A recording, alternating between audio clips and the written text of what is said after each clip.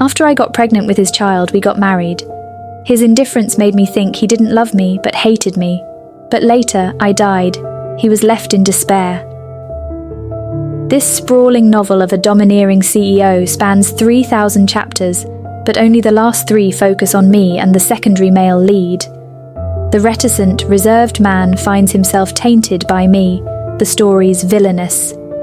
Despite his aversion, bound by the unborn child I carry, he must bury his feelings for the female lead and compromise.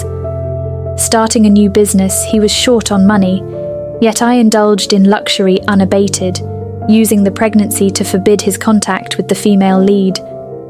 This drove him to the brink of agony and collapse daily.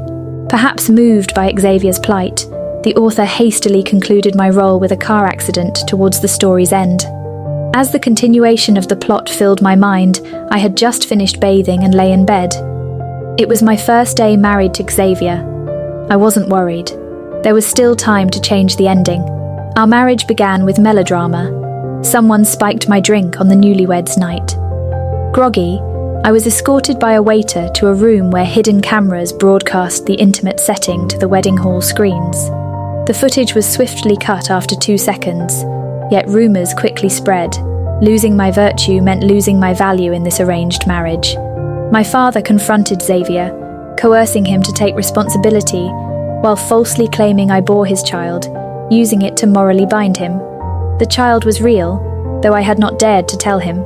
I touched my still flat belly and stood up. My bags and clothes crammed the small rental. Many items were unnecessary, but Xavier helped store everything without complaint. He integrated me calmly into his life without coldness, opposition, or warnings. A slight deviation from the novel. Perhaps he concealed his pain. The one bedroom was cluttered, yet the bright yellow wallpaper, lit warmly, added a cosy touch. Fresh from the shower, Xavier hung clothes by the window. The deep night outside contrasted with the bright city lights in the distance. A light purple slip dress fluttered next to his garments, stirring emotions. He turned from the window and saw me at the bedroom door.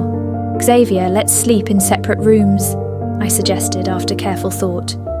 Keeping distance and not pressuring him would spare him pain, potentially sparing me a tragic end. Expecting agreement, his response surprised me. "There's only one room." "What about the sofa?" I inquired. He calmly countered, "What do you think?" The old sofa, indeed too small for lying down, silenced me. I always felt I knew Xavier from before, yet, whenever I tried to recall, nothing came to mind. I don't remember any significant interactions with him while pursuing the male lead. He was merely someone I had seen a few times. However, waking up that day, the first sight of him overwhelmed me with a profound sense of familiarity, accompanied by the thrill of a reunion long overdue. It was a curious feeling. While I lay on the bed, aimlessly scrolling through my phone, someone offered me a glass of milk. Drinking milk before bed has been a lifelong habit, but how did he know? It was peculiar. It's freshly warmed. Oh! I sat up, kneeling, and began sipping the milk slowly. Halfway through, I realized I should set some rules for our marital life while his dislike was still bearable. "Xavier, there's something," I began. "What?" he asked, as the mattress dipped slightly beside me. He lifted the thin blanket and sat up. I faced him seriously and said, "Even if you despise me, please don't show it when we're outside. Absolutely do not let me be embarrassed. I know you don't want this marriage. We can quietly part ways after some time." He did not reply, his gaze steady.